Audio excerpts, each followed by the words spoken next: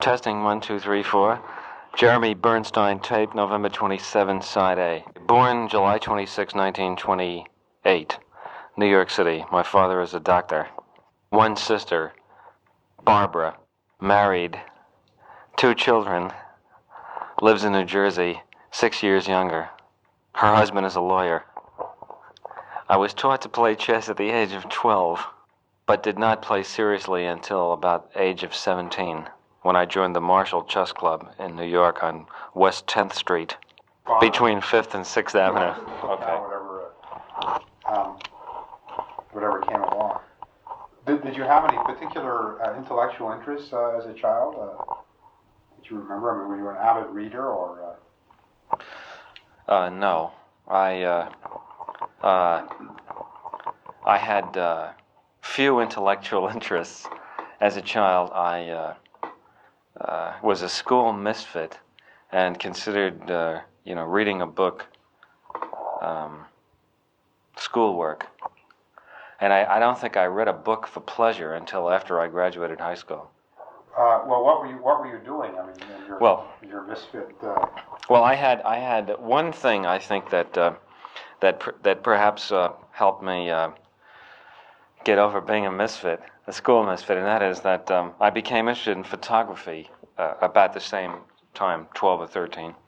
And I think that if you get involved in any kind of problem solving in depth on almost anything, it is surprisingly similar to problem solving of anything, I started out by just, getting a camera and learning how to take pictures and learning how to print pictures and learning how to build a darkroom and learning how to do all the technical things and so on and so on. And then finally trying to find out how you could sell pictures and become would it be possible to be a professional photographer?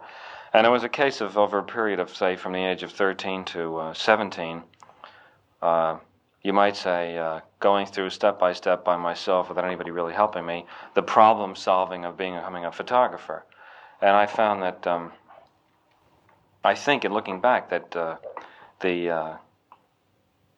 this particular thing about problem solving is something that schools generally don't teach you, and that if you can develop a kind of generalized approach to problem solving, that it's surprising how it helps you in anything, and that most of the deficiencies that you see around you in people that say you don't think particularly you're doing their job right or something, is really that, assuming that they care, and a lot of people that appear to care or may actually care are still not going about things particularly the right way.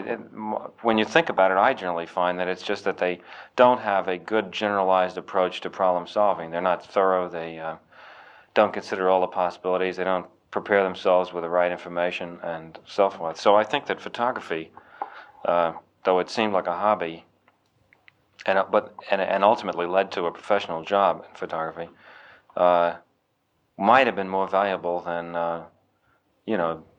doing the proper things in school. Were you sort of the despair of your family at that time because of your schoolwork, or did you?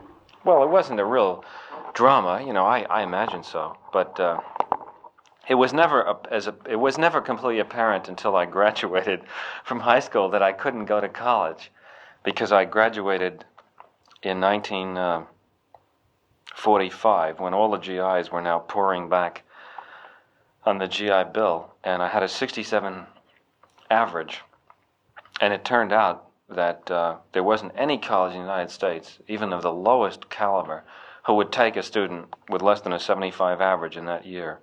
So I couldn't get in. I failed to get into college. Did you take all the scholastic aptitude tests and so on, or wasn't they wouldn't consider you. In other words, they wouldn't even accept your application if you didn't have a 75 average in that particular year. Looking back and sort of in retrospect, do you think not going to college was in a certain sense a fortunate thing? Oh, tremendously, because what happened is that I had developed myself as a photographer, and prior to graduating high school, I had sold 2 picture stories to Look, And what were they about? one was about a teacher in high school named Mr. Traister, Traister, who taught English. And he used to dramatize Shakespeare. He would read the parts and act it out, and he made it very interesting. It was one of the few courses that were interesting.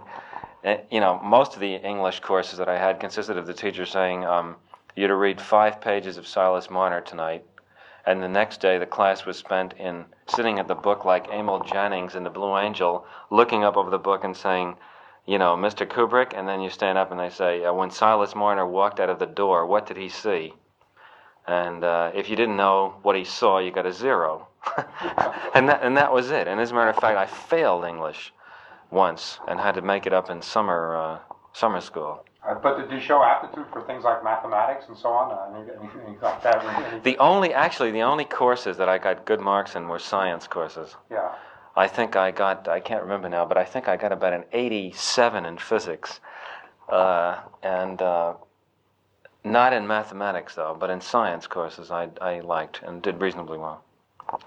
But anyway, Traister was one, and I forgot what the other one was now. But they bought these 2 pictures. Oh, and I also sold them a picture. I sold them 2 picture stories and a photograph of a news dealer sitting on 170th Street in the Grand Concourse, right across 2 blocks away from Taft High School. Is that where you went? You were Yeah. at Taft High School? Yeah. With all the headlines saying Roosevelt, dies, or FDR dead. Yeah.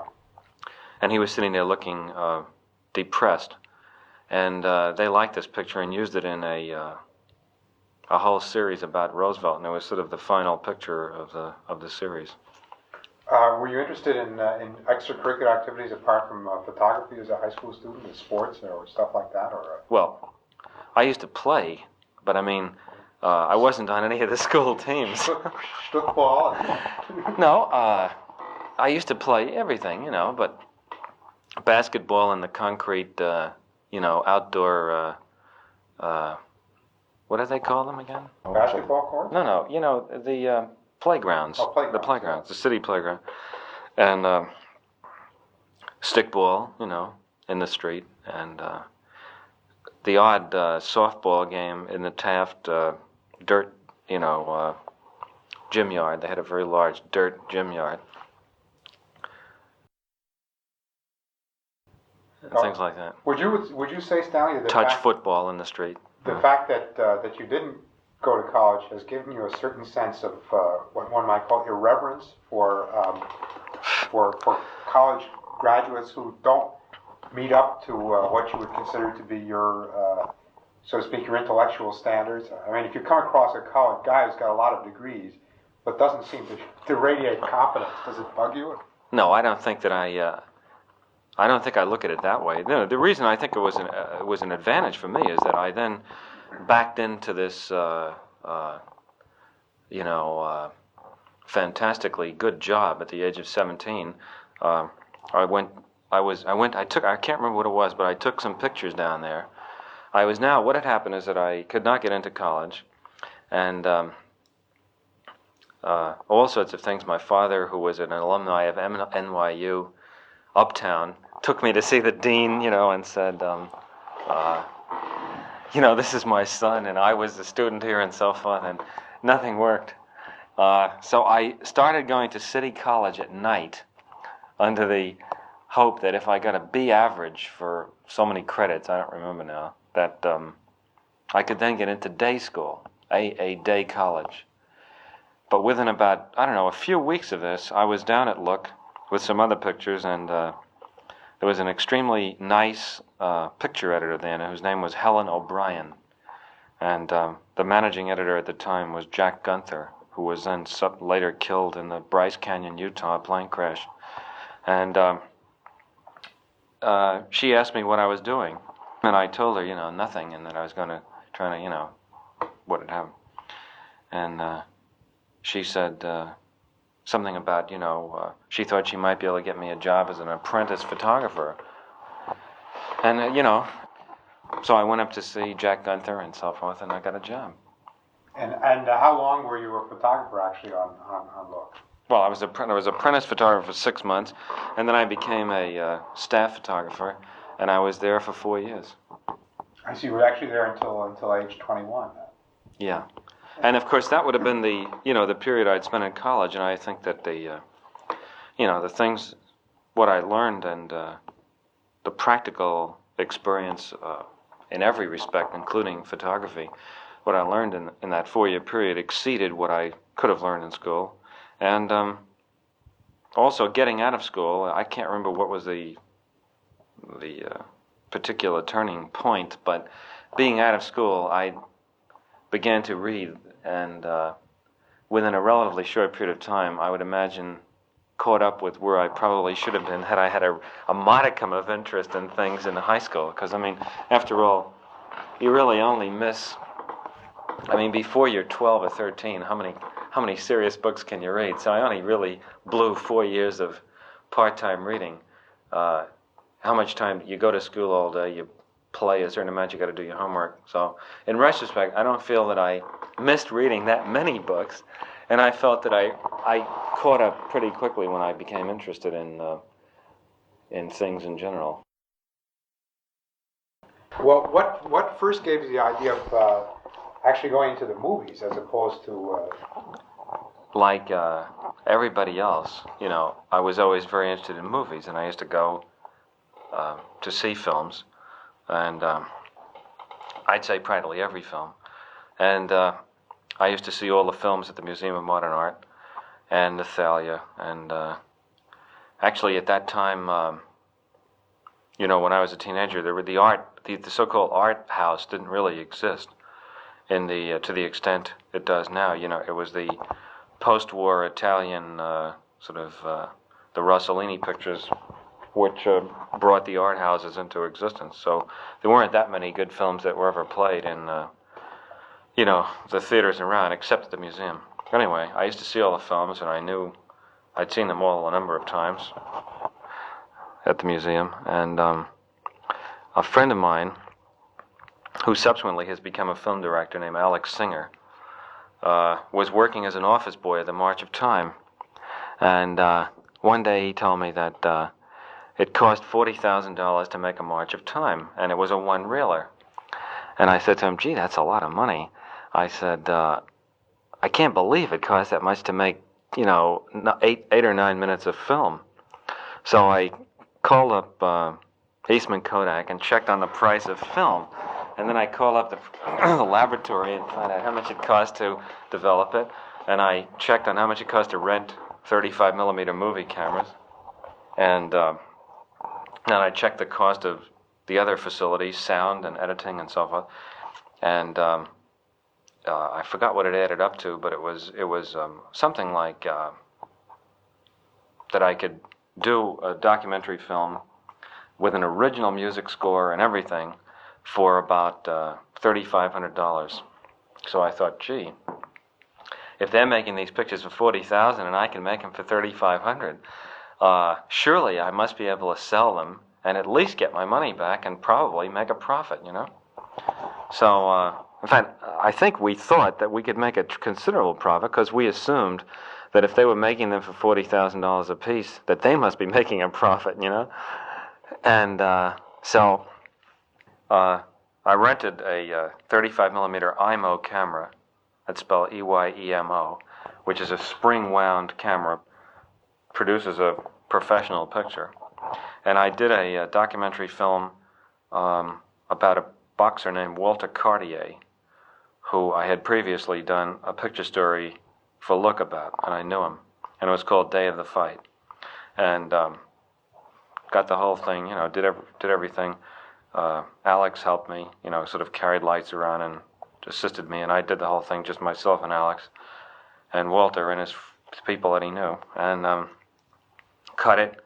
And another friend of mine who subsequently has become a professional movie composer named Gerald Fried, F-R-I-E-D, did a film score, and got the whole thing finished for $3,900.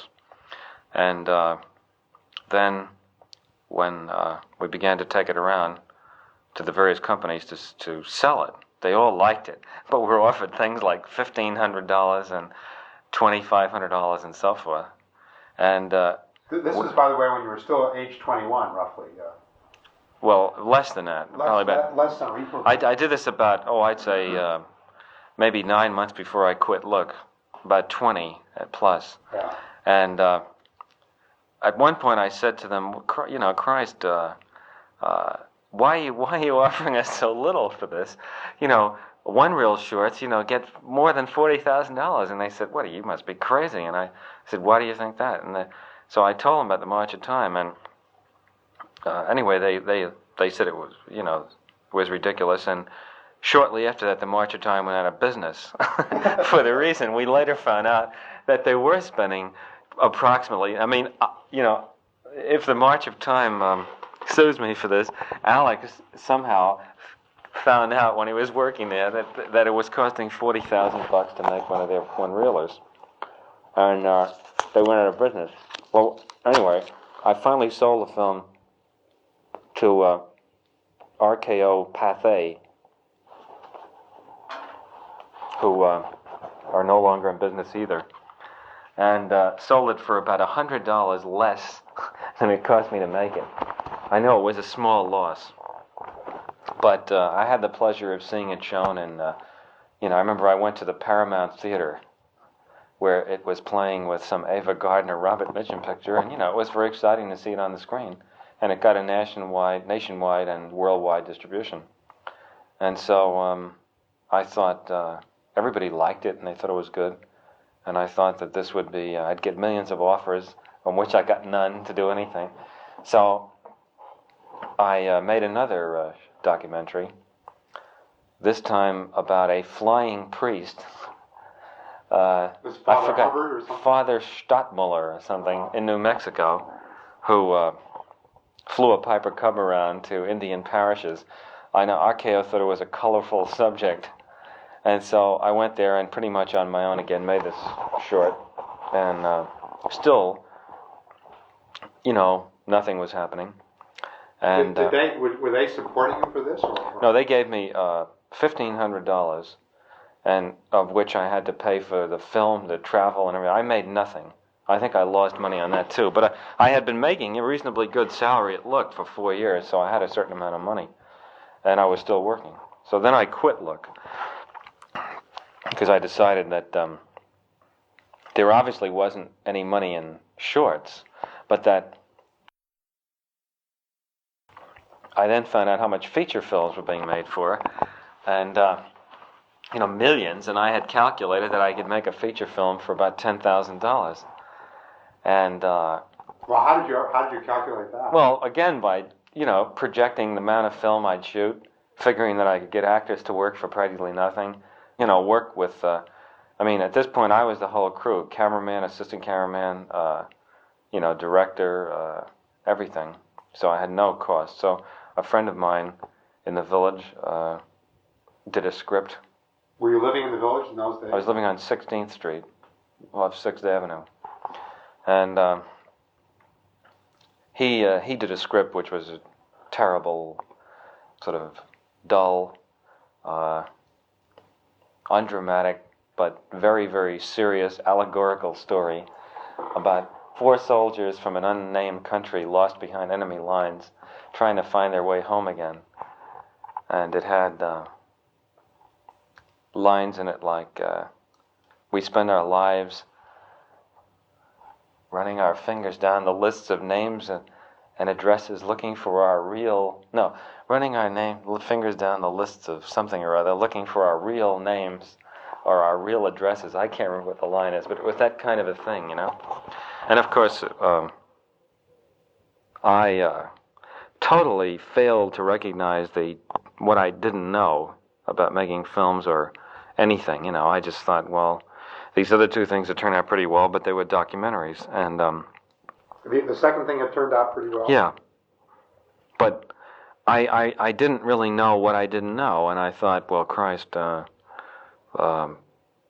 really can't be very much more to making a feature film, and I certainly couldn't make one worse than the films that I kept seeing every week. And but I wasn't satisfied to just make an interesting film. I wanted it to be a very poetic and meaningful film. And it was a little bit like the Thurber story about the midget, who wouldn't take the base on balls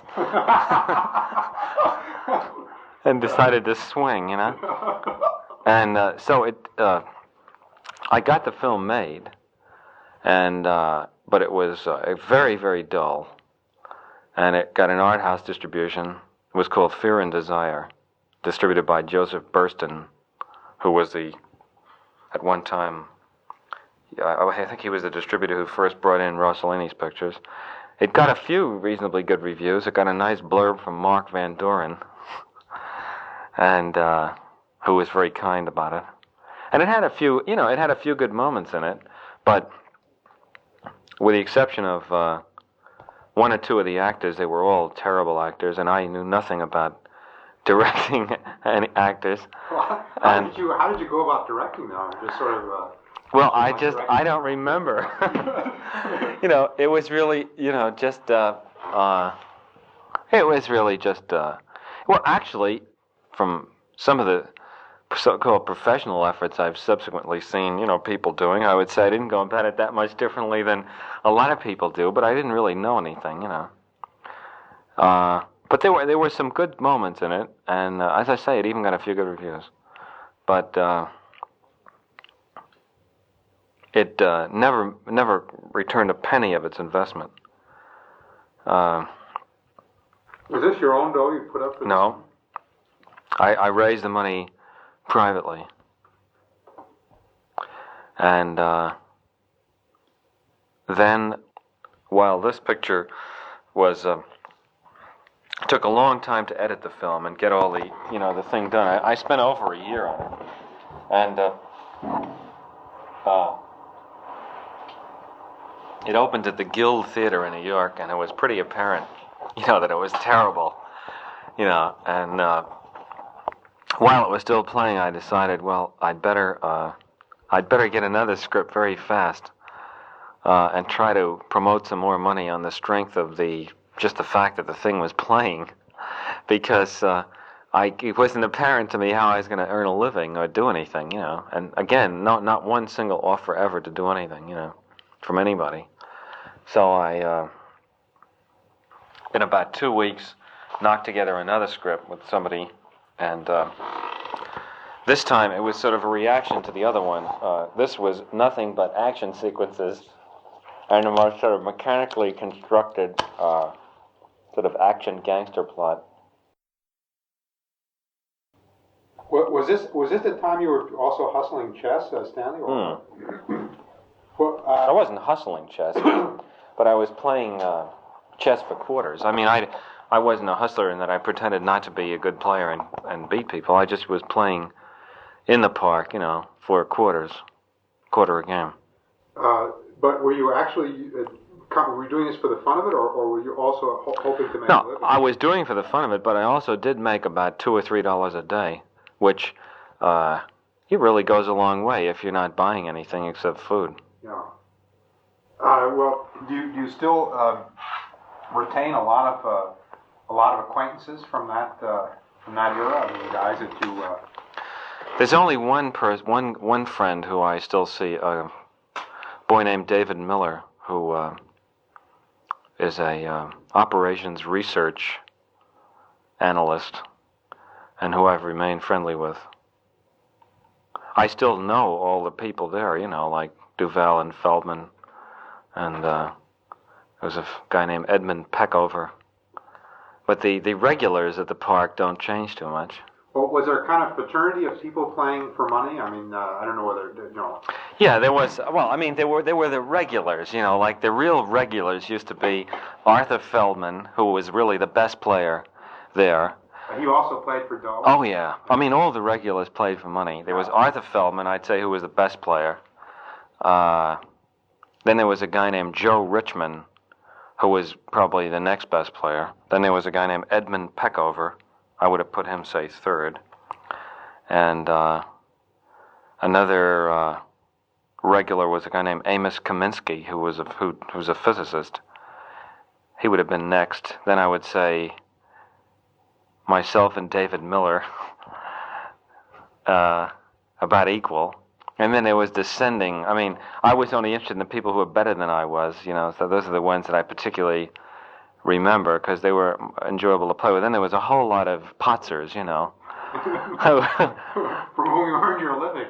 and semi-potzers, and people who put up fierce struggles, but who invariably lost, How many hours a day were you putting in down there? Well, when I was waiting for things to happen, waiting to get an answer on something, which went on for months, sometimes, I would go there about 12 o'clock and stay there until, midnight. I'd say a good 12 hours a day with breaks for food. You were sort of playing under the lights? Oh, yeah. In the summer, it was marvelous. You'd get out of doors with those concrete tables. Yeah. In the daytime, you get a table in the shade. And at night, you get a table by the light. And if you made the switch the right way, you had a good table all the time, But, there are those two end tables where the light is by the fountain that have the best light at night. And those were always the tables at night that you would try to get. And did you have a sort of regular clientele of guys who would just, out of sort of misguided pride would come back and... Well, I used to play, of course, a lot with the better players because they'd give me odds. And because they couldn't get a game really. For instance, Feldman used to give me a pawn and move, and with a pawn and move, I never really kept track, but it was pretty even. I mean, Feldman didn't make his living off me, but when there was no sort of real potters around, then the better players would play each other, and would give fair odds, so there would be a pretty good game. Like there were some players that would just give you always white, which was a small advantage, but it was an advantage. Pawn and move, of course, is well, the smallest advantage would be white. Then the next advantage would be two moves, and then the next one would be pawn and move, How did you stack up in the Marshall Chess Club? How would you stack yourself up in the Marshall Chess Club at that time? I won the B tournament. And I played in one A tournament and finished around in the middle. But you think that... Well, I would like to point out to you that the A tournament, though, is not the top tournament. The top tournament is the club championship. So, that's that. You can figure out where I stood. But you think you would give Duval a pawn and move, roughly? Is that a serious appraisal? Oh, absolutely, yeah. That's rather depressing. And when did you get launched after this point into the movies again? Well, as I say, when Fear and Desire was still playing the Guild Theater, I spent about 2 weeks lashing together this all-action script. And let's see, now what is he in relation to the family? Well, the guy's name was Mo Bousel, B-O-U-S-E-L, and he has 2 drugstores in the Bronx. Mo Bousel co-produced and put up the money to make Killer's Kiss.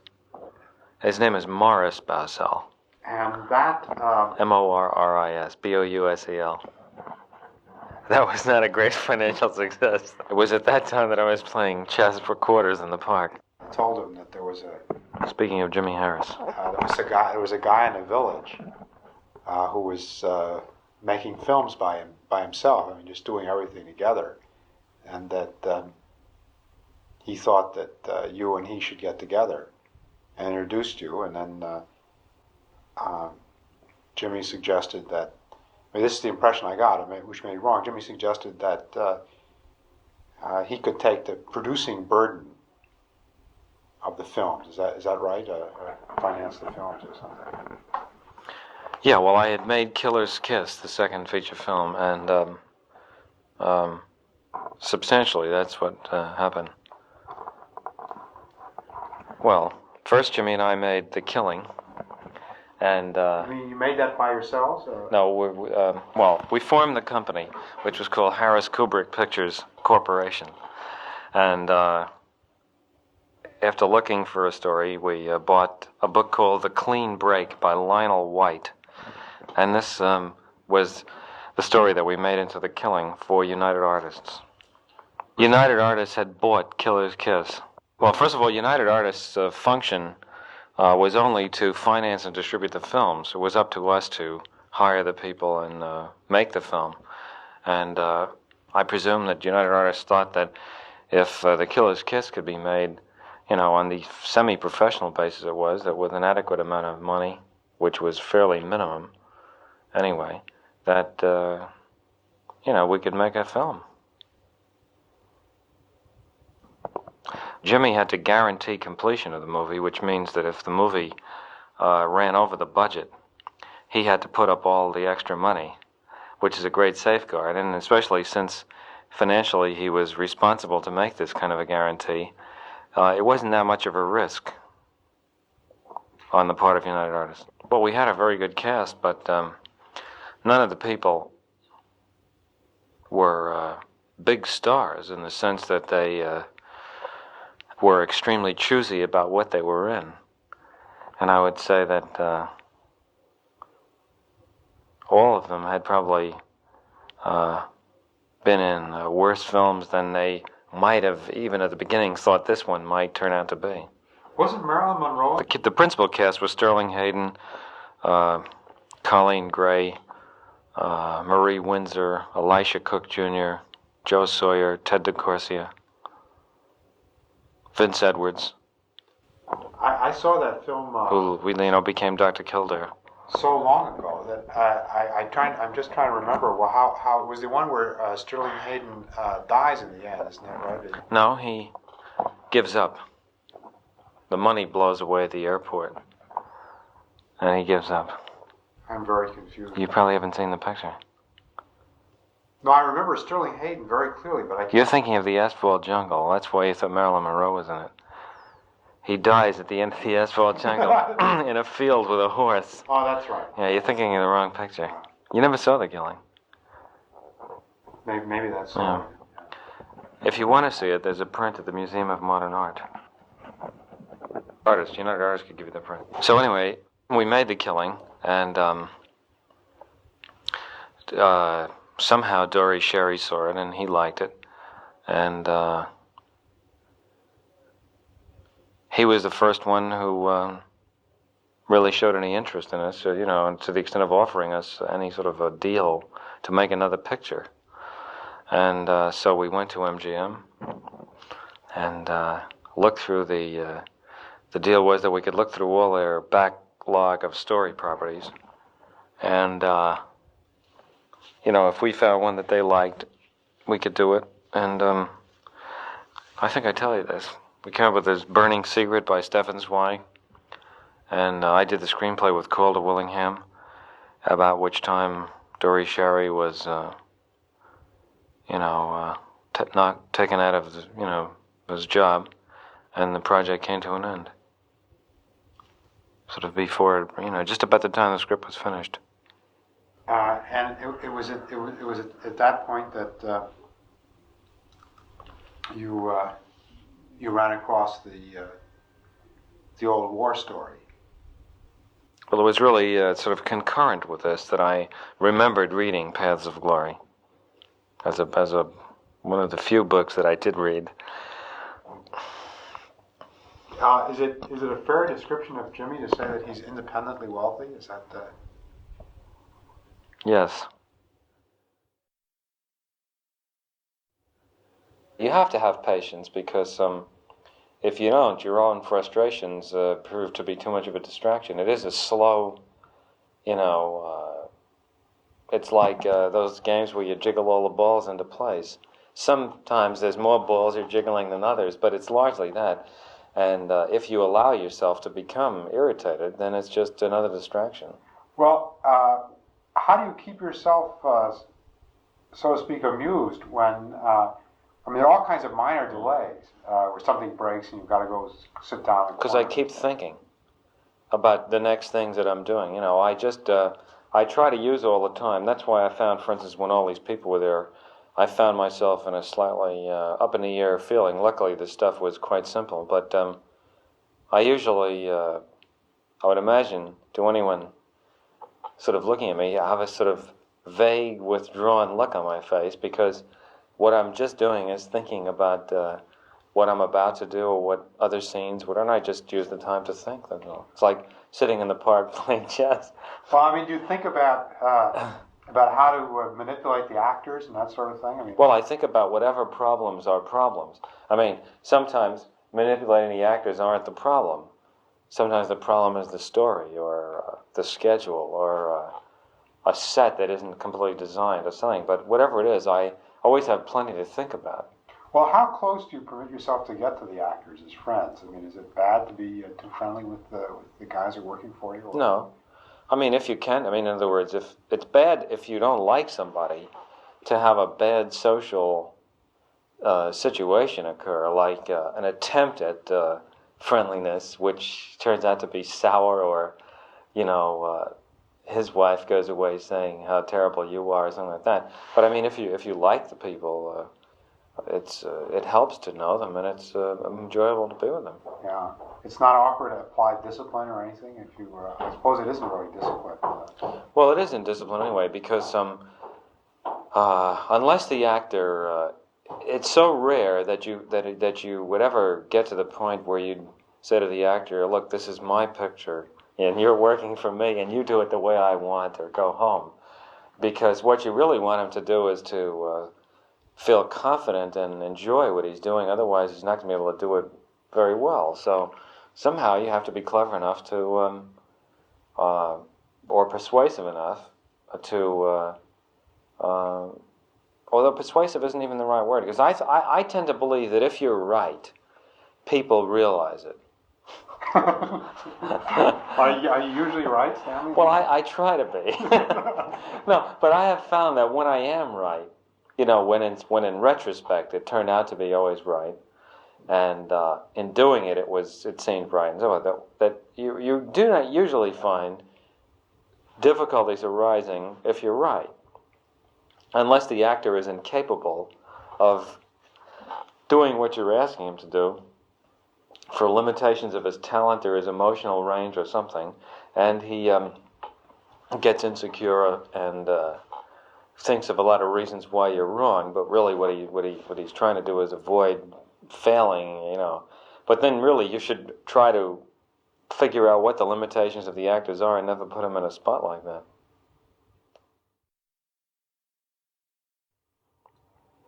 After leaving MGM and The Burning Secret, prior to this, Jimmy and I had bought Paths of Glory. I did a screenplay with Jim Thompson and Calder Willingham, and nobody wanted to do it. It was turned down by every company until our agent, Ronnie Lubin, Lubin, interested Kirk Douglas in the project, and through Kirk's interest, United Artists put up the money on the basis of it being done for a very low budget in Europe. The picture was a moderate success, but it was nothing to create opportunities for us because of big grosses or profits. The reviews on it were very good. Many reviews were superlative, and from that point of view, it was an enormous success. The greatest virtue of the film was that I met my wife, Christiana, who was an actress. I was watching a television broadcast, looking for an actress, actually watching someone else, and saw her, and got in touch with her agent. She came out to the studio, we met, I began dating her, and we subsequently got married a year later. She is a marvelous actress. She had done a lot of work in Germany. I would like her to act, but she has no interest in doing dull, routine acting things, and is more interested in painting. If I ever have a decent part for a woman, which for some reason I never seem to write into my films, she would certainly do it. This is followed by about 6 months spent working on a script for Kirk Douglas, which he didn't like and was abandoned, and some more months working on something which Gregory Peck was supposed to do for us, which was also abandoned because it wasn't liked, and followed by the offer from Marlon Brando to direct his Western, which resulted in 6 months of work, again abandoned as far as I was concerned because I left the project 2 weeks before it started. This was followed by a script called The German Lieutenant, which again no one liked, and followed by Kirk Douglas's offer to take over Spartacus after a week of shooting, which I did, and you find yourself... Yes, my narrative criticisms, which were at first so enthusiastically received, began to grow pale as time went on due to the counter pressures of the writer Dalton Trumbo and Kirk's producer Eddie Lewis, Lewis, who did not see eye to eye to me with me on the story. Where we were. Between the shooting and the editing of Spartacus, 2 children were born to me, to Kristjana, Vivian and Anya and Vivian. I was on the picture almost 2 years. Children's names: Vivian Vanessa, age 5, Anya Renata, age 6, Catherine Susanna, Catherine spelled K and an E at the end, age 11. Only about 8 weeks was spent in Spain doing the battles and the big march bys. The whole picture was done on the back lot at Universal. Did you get any sense of intellectual satisfaction out of Spartacus at all? No, but it was, again, an opportunity to work, and it was interesting to, from a purely as an exercise, to try to do scenes that you thought weren't very good, and to try to make them interesting. I thought the first 45 minutes of the film, of the life in the gladiatorial school, which was simple, turned out quite well, as far as I'm concerned. But then the rest of the story, from the slave rebellion on to the end, I thought seemed a bit silly. Let's see, and then what happened at that? Well, during the making of Spartacus, we bought Lolita, Jimmy and I, and now nobody wanted to make Lolita. Actually, the history of all the films, practically, that I've done is that no one ever wanted to particularly make them, and we just sort of running out the clock managed to put the picture together someplace, Well, nobody particularly wanted to make Lolita, and finally, Seven Arts, a company named Seven Arts, put up the money, and we made it. It was made in England. Did you yourself do a good deal of rewriting of the book? Yes, well, Nabokov and I believe, got along very well. And Hey, I know he liked the film very much when he saw it. Is there anything that's particularly striking about the making of that film that you remember, or? Well, no. You mean anecdotes? Not really. I think the only thing that is regrettable about the film is that due to the incredible pressure against making the film and put on by the carload by all sorts of groups, although I think the film was faithful psychologically to all the characters and captured, I think, the sense of them, I think that the total lack of eroticism in the story, in this film presentation of it, spoils some of the pleasure of it. You can imply all the eroticism you want, but there's nothing like delivering some to help understand a little more the enslavement, that Humbert Humbert was under.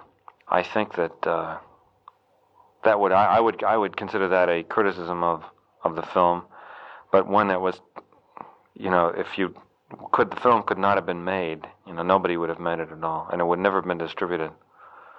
There was some criticism by some people that said that she looked too old, but I never thought that was a valid criticism because it was one of those books where nobody bothered to really read the description that Humbert gave of Lolita, and they got this. That somehow it was a rather interesting example of sort of mass delusion, because it's inevitably people imagined her as being about 9 years old and looking about 9 or 10 years old, and yet there's a very clear description in the book of Annabelle, his childhood sweetheart.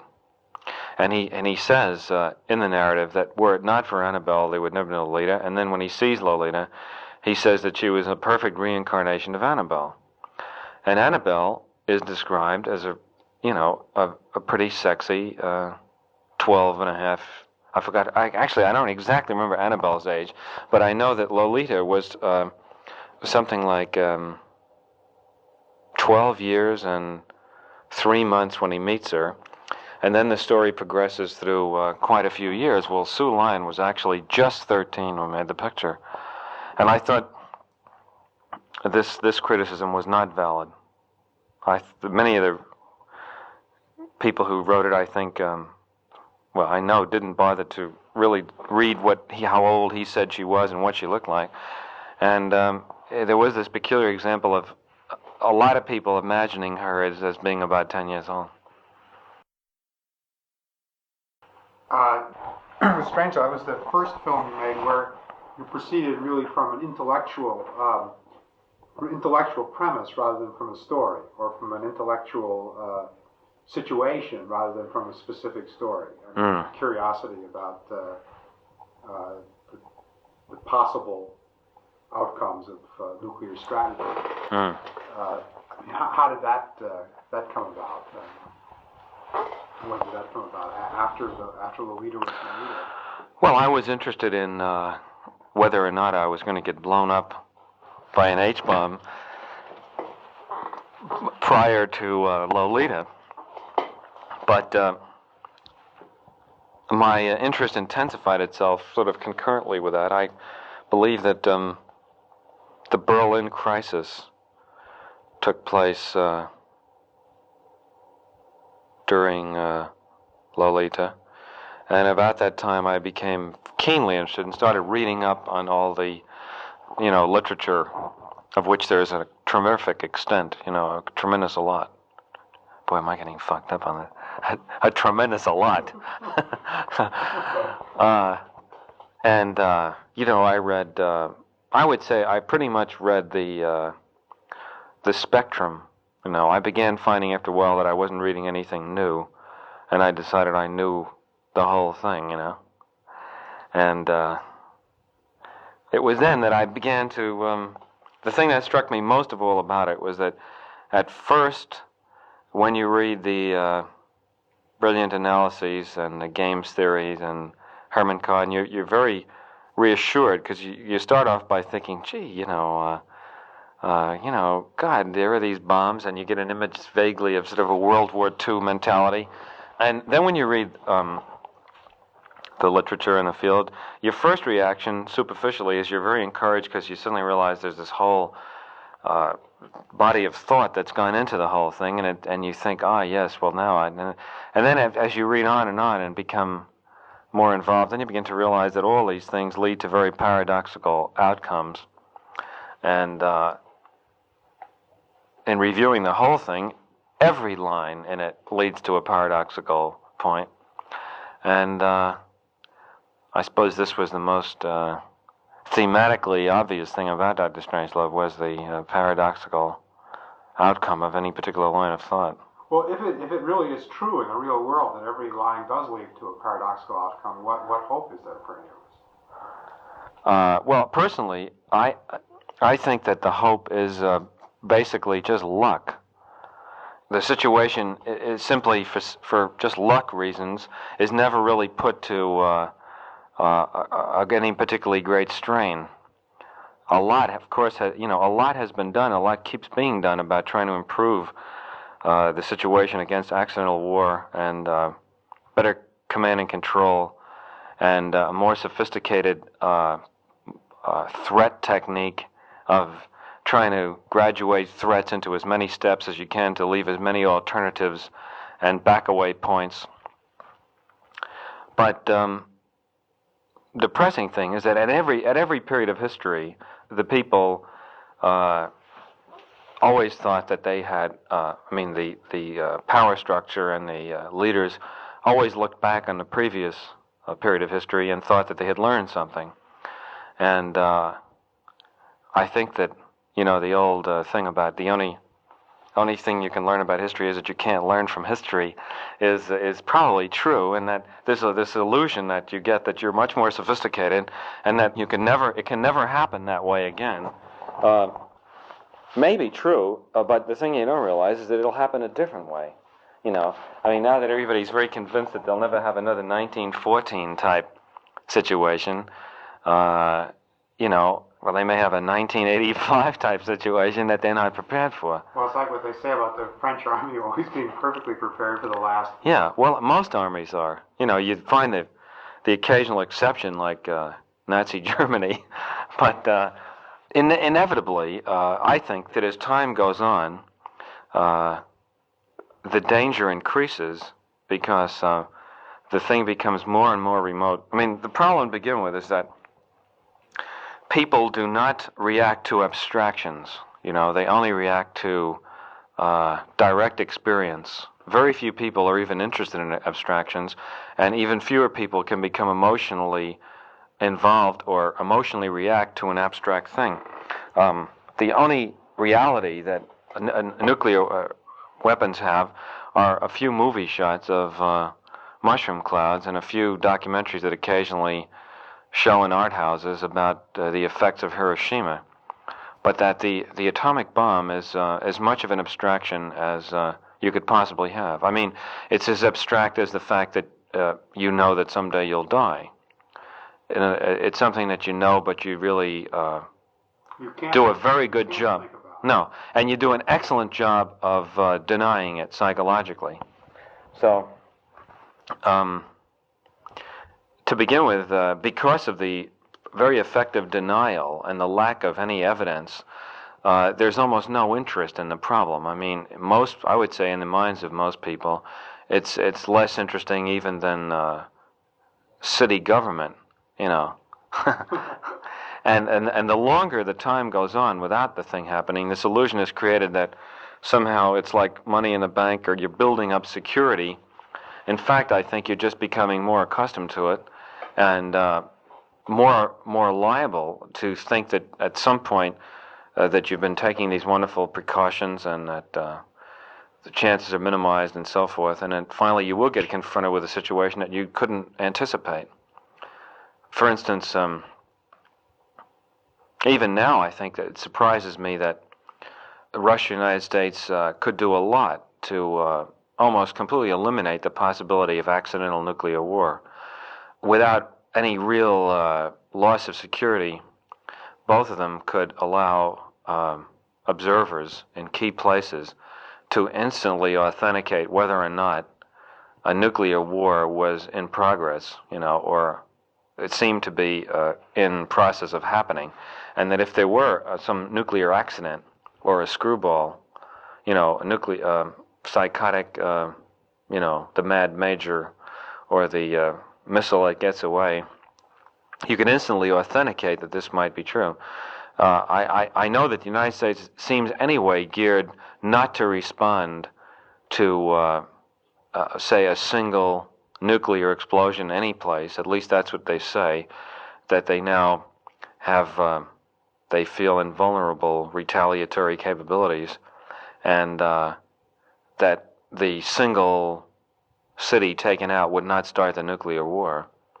But, again, you never know. That panic that happens when suddenly all the lights go out, like you described in New York City, that indefinable something that might just make the senior decision maker abandon all his previously beautifully worked out, graduated steps of response? You never know, and it depends on who he is and what his personal state of mind is, what information is available to him, and so forth.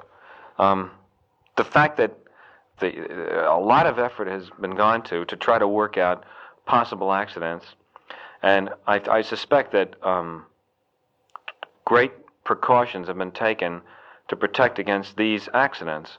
But whether the human imagination is capable of really devising the subtle permutations and psychological variants to all those things, I doubt. The people who make up these war scenarios are not really as inventive, say, as a great writer or as reality.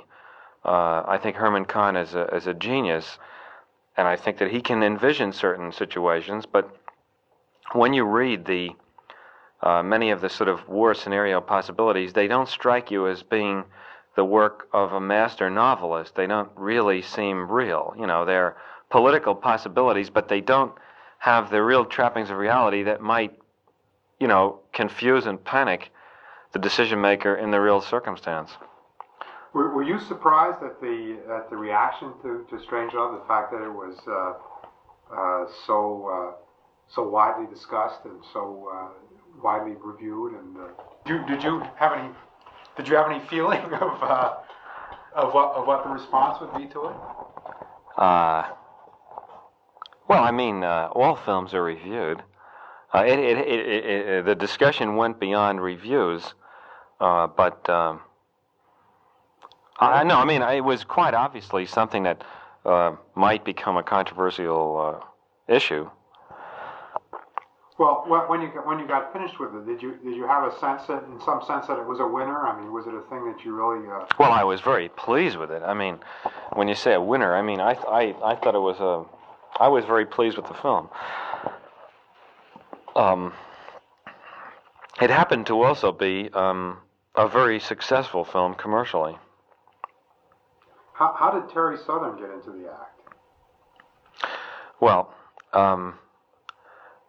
Terry came to interview me for Show magazine shortly before I was leaving for London to make the picture, and I became friendly with him. I had read The Magic Christian and Flesh and Filigree, and I thought he was a terrific writer, and I came to London and started. You had the script pretty well. Oh, the script was done, and it was done in its black comedy form. A fact which a certain amount of confusion has been created about in certain areas. The script was done. Peter Sellers was cast, and I was coming over here to prepare the film. And I, thought Terry was very talented. I never stopped working on a script. I like to work with somebody else because under the time pressures that you're under, you can't afford the sort of lapse of intensity that if you work by yourself you might suffer. And Terry seemed like an ideal person because the style of the script was similar, to his sense of humor. And so about 6 weeks before the picture started, I asked him if he wanted to come over here and work on it with me and do some more dialogue and revision. And he came over. He worked for 6 weeks, and that was it. I started the picture, and he went off and did some other things. Have any of the pictures been as intellectually complicated as the present one? I mean, the 2001, and posed as many intellectual problems. I mean, it's a terrific undertaking trying to create the future in a way. Well, I don't know what intellectually complicated isn't really the right description for it, I don't think. I mean, Strangelove was a more intellectually complicated picture, and it involved complex arguments and quite a few abstract ideas, clearly or comically stated. This is not as complex a picture. It's not as complicated a picture in terms of, ideas represented, ideas actually spoken, In praise of Arthur C. Clarke, it is true that he is, I think, the most poetic science fiction writer. Well, he's also nearly the best informed, I think. Right. He is scientifically the best informed. His narrative ideas, I think, are, for my tastes, the most appealing. And he has this rather unique poetic sense of the a sort of nostalgia for the the mountains that have eroded away over millions of years, and the millions of years in the future, and people looking back and forward. And you'll have to fix this up because it sounds like real crap, but it's very hard to define it nicely. But it is true that I find that every time I finish reading some story like that of Arthur's about, I always feel sad when I go. Right. There's some element of sadness. Right. Either we've made Venus, right, we've contaminated Venus, or he has a vision of something in the future which you'll never see. Right. Or something in the past that you can never know about. Yeah. Well, but I think that's marvelous. I think that somehow, without making it sound too pompous or precious, that he captures the hopeless but admirable human desire to know, these things that they never will, can never really know, and to reach for things that they can never, really reach, or reach back, and it's very hard to say it exactly, but this sense of sadness, and this poetic sense of time passing, and the sort of loneliness of, worlds. I mean, he manages. I tell you what, he also manages to do. He can take a star, a sun, say, and in that one story, I forgot the name of it, where this sort of sun creatures come towards Mercury. He can take an inanimate object, like a star or a world or even a galaxy, and somehow make it into a very poignant thing which almost seems alive. He has a way of writing about mountains and planets and worlds with the same poignancy that people write about children or love affairs. And also, although you haven't read the script and you shouldn't really try to refer to the story, there is without underlining it, there is a contrast in the story between giant orbiting bombs, which you might say is the negative use of nuclear energy, and this particular spaceship, which leads to great, fantastic accomplishments, which is also another the good use of nuclear energy. Yeah. But I think one can one can talk about the Orion, which is something I wanted to do for a long time. In fact, I have a set of way of pounding that. Yeah. Yeah, I have a set of notes somewhere at home, which I once took down for just writing a piece on the Orion, showing sort of logically speaking why it is the only propulsion system that's worth considering if you talk really about interplanetary missions. There's nothing else that makes any sense. Right. Fundamentally, because its operating temperature is at the escape velocity. That's really the crucial element in it. And so that's would be very nice actually to talk about the Orion and these absolutely magnificent paintings which the guys have been doing over there. And of course, the other thing that strikes if you compare making such a fictional space mission with a real thing, the thing that amazes one is how fast everything is done. In the sense that if you make a decision, whether it's on a costume or on a lettering or on you get the satisfaction of seeing it created in some form almost immediately. I mean, isn't that so? I mean, if you say, well, it doesn't seem almost immediately to me, but if I was used to yeah, but I mean, another time scale compared to scientific time scale, yeah, I mean, it must Christ, seem very quick. Yeah. I mean, in a scientific project, you make any suggestion like that, and maybe it's 6 months, or I mean, you take a typical experiment in physics. The guy has a good idea for an experiment. By the time you get an answer out these days, typically it's a year and a half. Wow. So it's a completely different order of It's patience. interesting that you would feel that way, because to the average person, the time scale of a movie seems like time has stopped.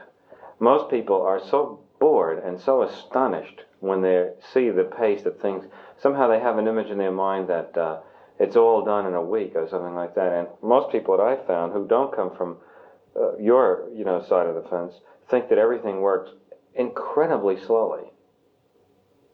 Well, which is interesting. It just depends what you're used to. The thing, when you shipped me over to watch that television thing, of course. Oh, that's right. You thought so too. Yeah. Well, but that's a different side of it. Oh yeah. That's a side of making these sort of quantal sequences in which you work for 3 hours to extract 30 seconds on the thing. That would drive me off of my head.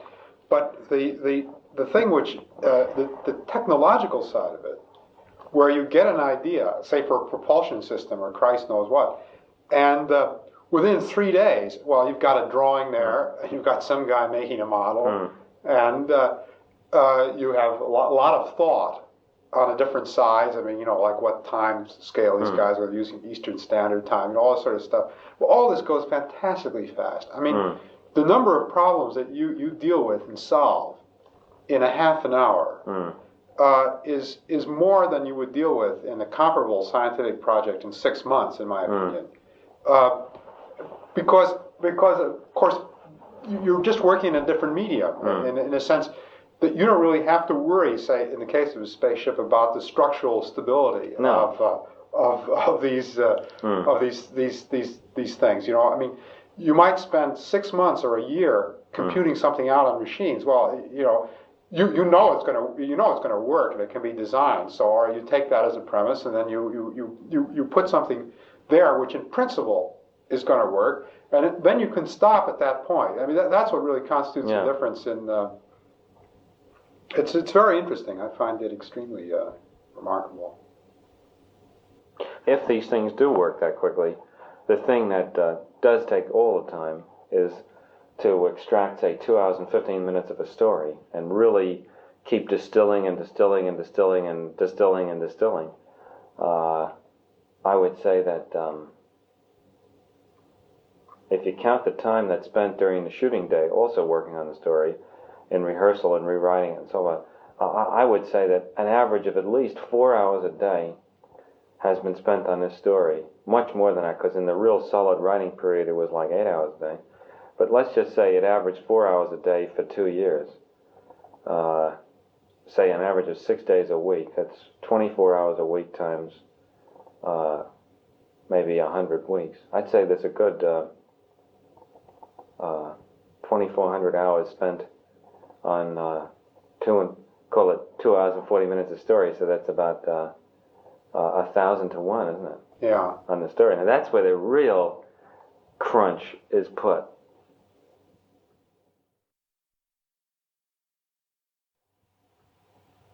One doesn't get the impression that that film directors do think a great deal. You say that. They're supposed to. Oh, it helps. That they're great. They're great sort of. Let's get this quote. I think we ran out. Quivering reed. The analogy of using the frustrating, wasted time periods on the set for thinking with thinking on your opponent's move in chess. Was telling me a thing about the daily working with or without cutters, which I didn't completely understand. He said that when he directs that he has a cutter who works every day, and that you do not have a cutter who works every day, and that this is somehow a good thing. With the exception of a few directors, like David Lean, and, well, let's not say who, with the exception of a few directors, Most people have their film edited by film editors as they go along. And then when the film is done, they look at the film and dictate some notes about it. And the film editor tries to do what they say, and then maybe they look at it again and they do it again. But basically, it's like trying to, redesign a city by driving through it in a car, you know. You can notice a few things and say, you know, put that traffic light in the middle of the street, or those buildings over there look kind of shabby or something. But if you really want to do it right, you must do it yourself, you know, piece by piece. So I think by now I have enough sort of ability to imagine the way a scene will come out so that I can tell, without editing the material, if I have enough film coverage and, you know, what I can do with it. And then I edit the film with the editor myself when I'm all finished. But you haven't done any editing up to now. None, no. Just the thing, just slinging together that thing you saw. Because I don't see how you have these, you know, a couple of these few minute sequences, this and that. I don't see how you could edit that, really. I mean, well, how would you? Well, you haven't seen them. That's only a fraction of the material. In other words, what you've seen is only the comings and goings of other scenes, to just show you what the set looks like.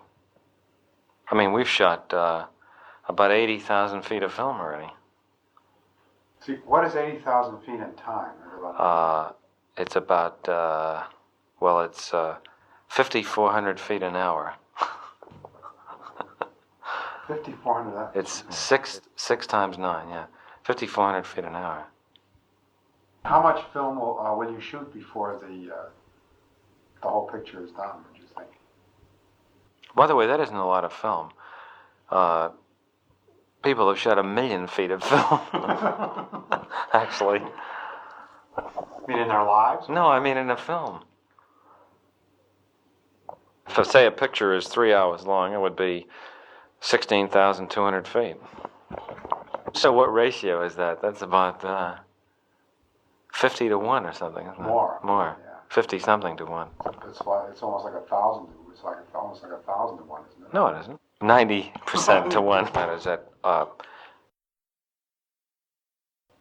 Film directing, I think, is a misnomer for anybody that seriously wants to make films, because directing the film is only, you might say, 1/3 of the process. You know, writing the film, directing the film, and then editing the film is, you might say, the whole job. And it's only the old major studio sort of image of how a film was made that the producer held in his hand on the palette, you know, the various people, the artist, the cameraman, the actors, the film editor, and the director, and so forth. And the director was really just sort of like a senior member of the crew. And that, you know, he had no real integrating status in what happened. I mean, there were the few exceptional characters, even in the great days of the Hollywood studios, who somehow exerted their authority over what went on. But, I mean, even today, you know, you talk about directors have the right of, they call the first cut, which means they must approve the first cut, but then the producer can do whatever he wants. So it's a meaningless right, in other words. Virtually. And it's a right to try to persuade someone. Because, I mean, if you don't even have the right of the first cut, you can't even explain what you want. But I have, you know, I do the cutting myself.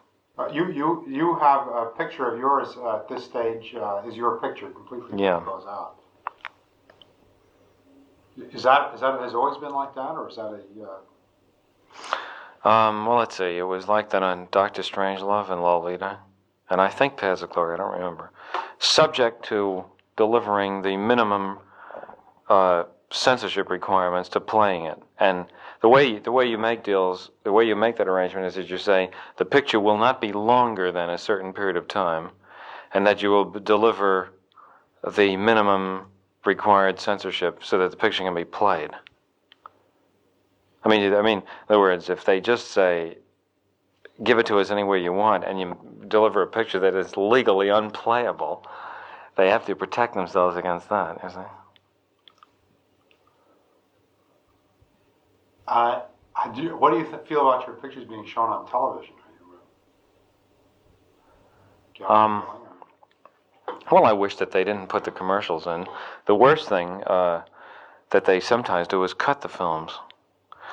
But You don't retain any rights over that? well, in some of the films I do. But then, you know, it's terribly difficult to police it, because unless you see the film yourself, there are very few people who are qualified to tell you what was cut. Or, in fact, I mean, even if a friend calls up and says, you know, I saw such and such a film, and it looked cut, you know, and you say, well, what was cut out? And they say, well, I don't know, but I think it was cut. Well, it's almost impossible to find out what was done. It's a peculiar problem. Preminger just lost a court case over that. Well, I believe his case was against interruption of commercials. Well, I think, I don't think he was the cutting issue. I don't know. Perhaps you're right. the commercials were certainly the key thing. But Lillian Ross had a piece about that case in the New Yorker, and there she described the reason why he lost, which is basically that he knew what he was doing when he signed the agreement. Well, that's it. I mean, they either have the right to do it or they don't.